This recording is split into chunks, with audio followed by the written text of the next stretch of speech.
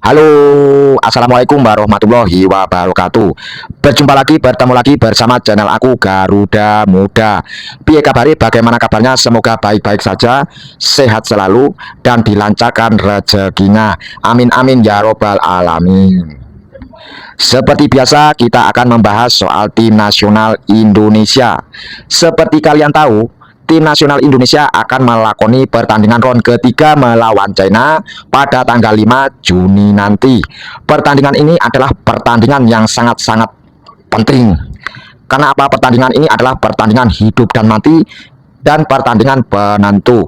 Jika tim nasional Indonesia menang, pasti tim nasional Indonesia masih ada harapan masuk ke round keempat kualifikasi Piala Dunia.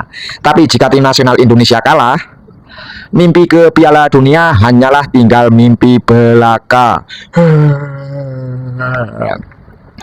Di pertandingan yang sangat-sangat penting dan krusial ini, tentunya para pemain-pemain tim nasional Indonesia harus berjuang mati-matian, sekaligus pelatihnya mengatur strategi mati-matian, sekaligus pengurus PSSI-nya. Kita sebagai pendukung penggemar tim nasional Indonesia hanya bisa memberi semangat di stadion dan hanya bisa memberi doa yang terbaik agar tim nasional Indonesia bisa menang melawan China.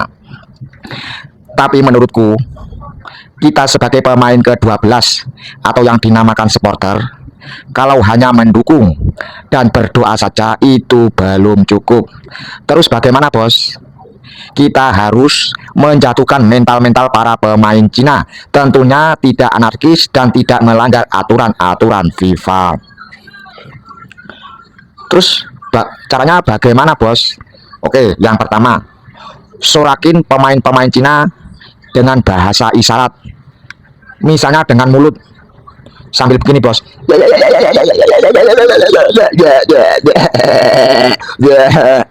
Itu tujuannya apa? Tujuannya pemain Cina agar marah, agar emosi, jadi akhirnya pertandingan mereka tidak beraturan. Dan yang kedua, bos, teriakin pemain Cina dengan cara nunjuk-nunjuk sambil melotot-melotot. Woi, woi, woi, woi, awas lu. Tujuannya apa, bos? Agar pemain-pemain Cina itu grogi. Dan yang ketiga, teriakin nama-nama mereka, kan di punggungnya ada namanya. Teriakin nama mereka ketika menoleh, ejek dengan bahasa isyarat begini, bos. Dan yang keempat, bos, kita ingat pada waktu melawan Bahrain, seluruh stadion Gelora Bung Karno bergemuruh dan dipenuhi bendera-bendera Indonesia. Sayangnya bendera-bendera Indonesia itu hanya di salah satu tribun tertentu. Untuk melawan Cina, karena pertandingan ini pertandingan penentu, kasih bendera lebih banyak lagi di seluruh sudut-sudut stadion Gelora Bung Karno sambil bergemuruh, biar pemain-pemain Cina itu ngedap, bos, ketakutan dan grogi, bos.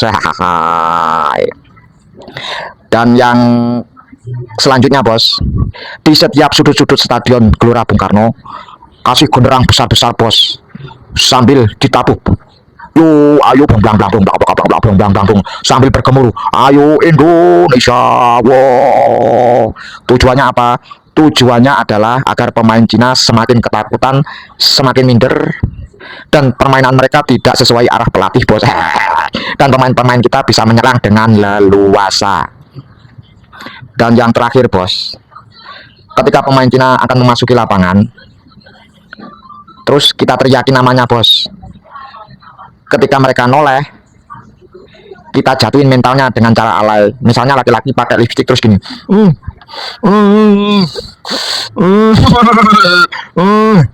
sambil gini. Tujuannya apa, bos? Tujuannya adalah biar pemain-pemain Cina itu merasa sebel, merasa marah, merasa emosi.